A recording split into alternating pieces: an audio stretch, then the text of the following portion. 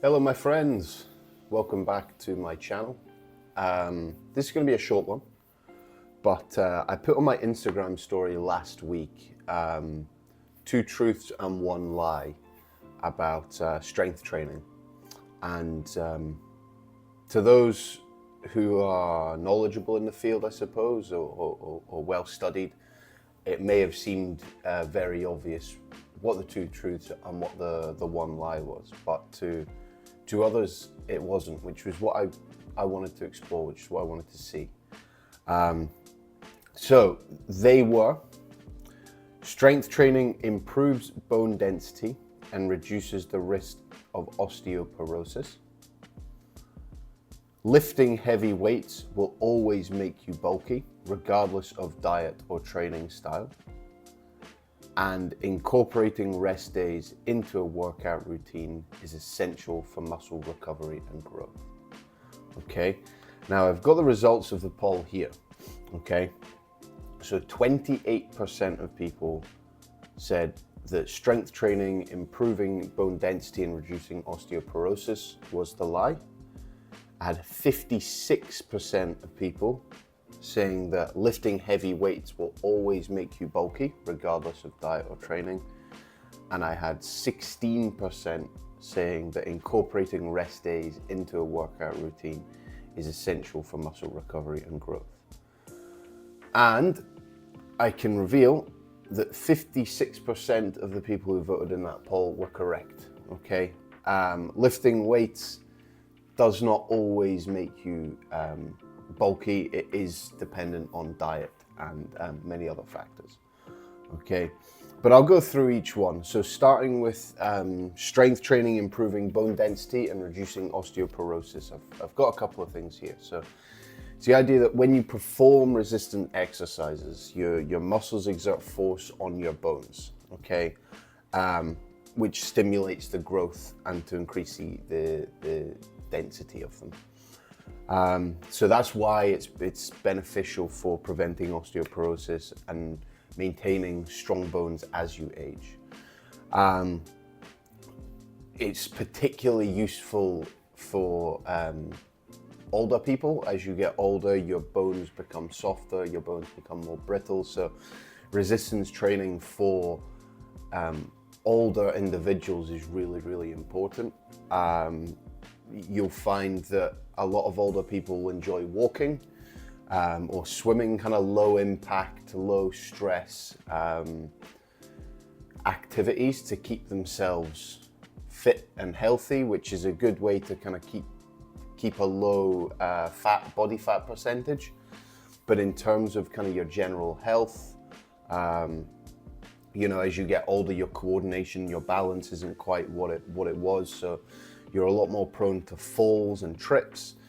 And what comes with that is, say, if you couple that poorer balance with decreased bone density, it increases the possibility of breaking bones.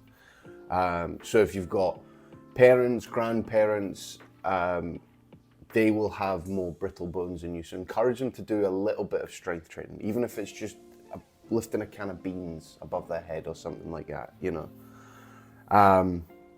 So yeah, that was one truth. The other truth was observing rest days into a workout routine is essential for muscle recovery and growth. Now for me, that was fairly obvious, because you try and train every single day, you get burnt out. That's just from my experience. But the kind of the nitty gritty of it is, that during strength training, your muscle fibers, they get these microscopic tears. And so on your rest days, it allows the fibers to repair and grow stronger. So it's a process called muscle hypertrophy. So without, enough rest, you're running the risk of overtraining yourself, of fatiguing, of not allowing your muscle tears to fully repair and to heal. So then you'll find that throughout the days where you're maybe going for a personal best, or you're going through your sports training or what have you, you'll find that your output is actually generally lower throughout that week because you're pushing yourself harder than you need to be. So it's important to have rest days. I have two during the over the weekend. You know, I do a little bit of light work on a Saturday. All of my training takes place during the week, and then I have a little bit of light work during the Saturday, and then Sunday is just off. I catch up on my sleep. I go do a sauna and a cold plunge. There's no scientific kind of data supporting that it helps recovery, but I guess it's more of a placebo thing for the mind. It's kind of a bit of time away from distractions. There's a meditative element to it. You know, you're away from phones, you're away from everything. So it's nice there. So those are just my ways of resting and using my rest days to my benefit. You know, a light walk in the park. There's a beautiful park nearby me, so a lovely walk there. I swim in the pool. Little things that just kind of get the body moving a little bit, but not that you're not exerting an awful lot of force through and putting your body under pressure. So yeah, so that was the second truth. Okay, the lie, which 56% of you were able to detect, is that lifting heavy weights will always make you bulky regardless of your diet or training style.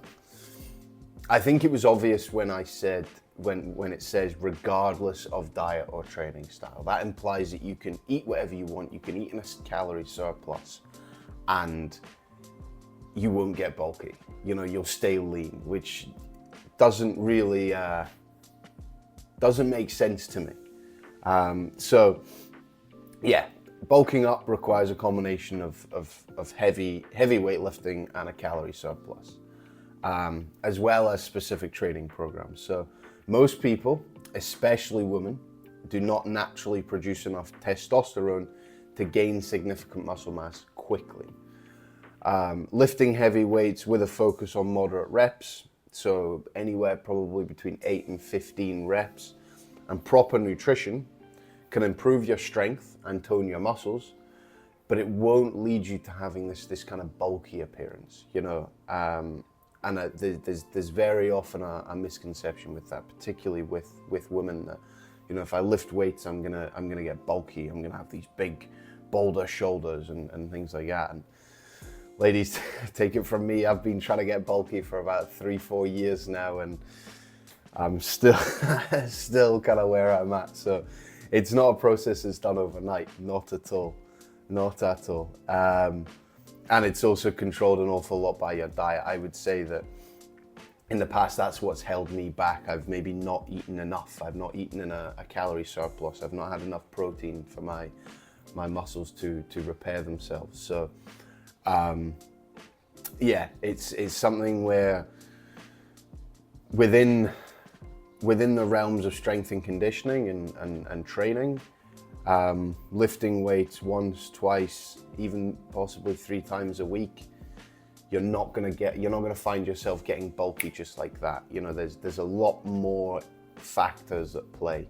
Like I say, like particularly with your diet, how many calories you're eating, how much protein you're getting. Is the food that you're eating nutrient dense, or is it kind of empty stuff that, you know, you're just kind of putting in your body and will just go to, you know, all the areas that you don't want it to go as visceral fat.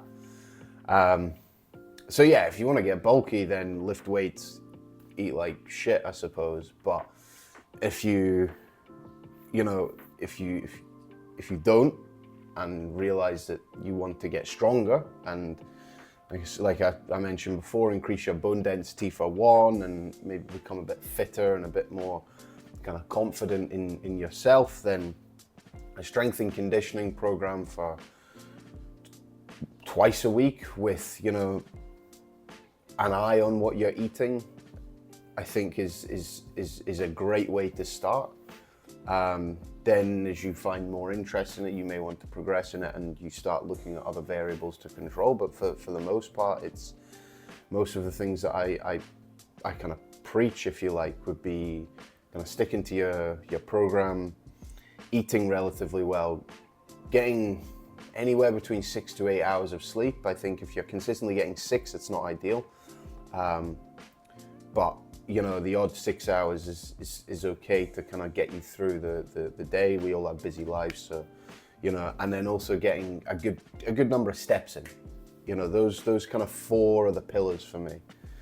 And then beyond that, you can then kind of look a little bit more into each one and begin controlling the variables a little bit more. But yeah, so that was the lie. Thank you very much for those of you that participated. I will do that again this week. This gives me something I can kind of dive into a little bit and explore. I do a little bit of research on it. I have my laptop here. I'm kind of looking at the notes that I've made. And yeah, I enjoy that. I enjoy that because it brings more of a purpose to these videos that I'm making. So yeah, thank you very much for watching. If you enjoyed that, subscribe, like, give me a follow. Trainmore97 on Instagram, TikTok, Twitter. I'm most active probably on Instagram, and then TikTok and Twitter I don't really use apart from keeping up to date with any football news, but I have it, so it would be good to kind of start getting more of an engagement on there. But you know, yeah, thank you very much for your time, guys. Have a wonderful Monday and a fantastic rest of the week.